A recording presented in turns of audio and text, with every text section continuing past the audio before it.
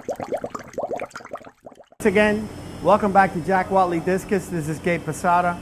We're following up a week later after that big shipment of 63 boxes that we received from Santorum Discus. I want you guys to see how the colors pop a week after receiving them so that you can get an idea what we were talking about. I mean, they looked great the day they arrived, minutes later, but here they are.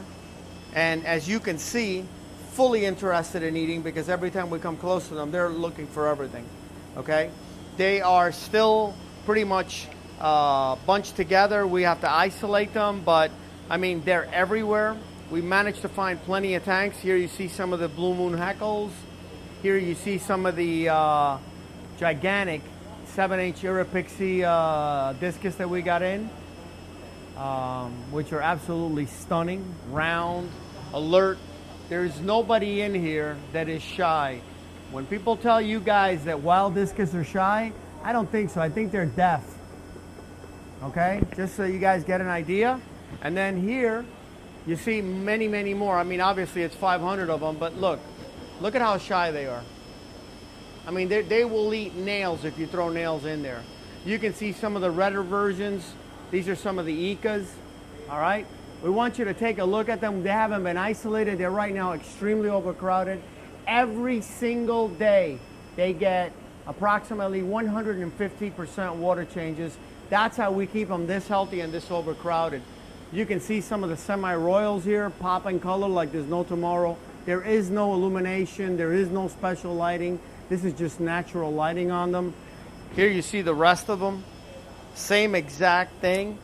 Anytime you come near the tank, I mean, literally, you can grab them if you want to, but they come looking for food. They'll eat right out of your hand. And this is the reason why I kept on saying it over and over again, that Victor trains them for 2 months while they're in quarantine, so he makes it so much simpler for us. I mean, overall, out of the 500 that we received, I think 2 of them came in dead, and that's because the bags broke and they died.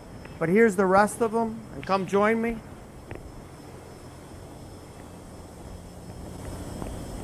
These are all Heckles, and as you can see, same thing. Any movement, they come right to you. And so we've managed to put 500 discus in about 6 big tanks. And like I said, you can see the water quality in here. It's absolutely spotless. They eat 2-3 times a day, and they'll eat pretty much anything we throw in there. Okay, I want you guys to get an idea. This is the tropical wild granules, okay? This is what Victor starts to feed them 2 months before he ships them to us. And basically, they're already used to eating this stuff. And there you can see how they're going after everything. Now, wild discus in general are used to eating at the bottom.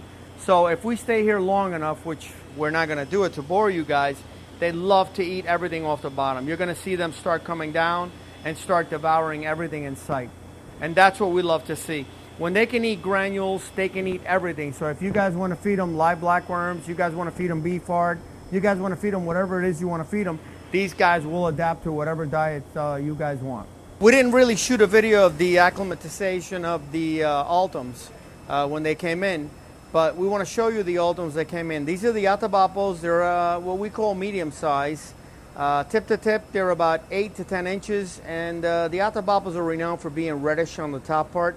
And you can see them here. They have much wider fins. These took a lot longer because we didn't know what the water parameters were. So once we got them, we had to acclimate them slowly. It took us about 2 hours. We had to do it like a drip system. But they finally came in. And these don't usually travel as nice as the wild discus. But we showed you the wild discus, how they were individually bagged in the whole 9 yards. Sometimes these come in 10 in a bag. And so we had a few losses on these, but nothing to write home about.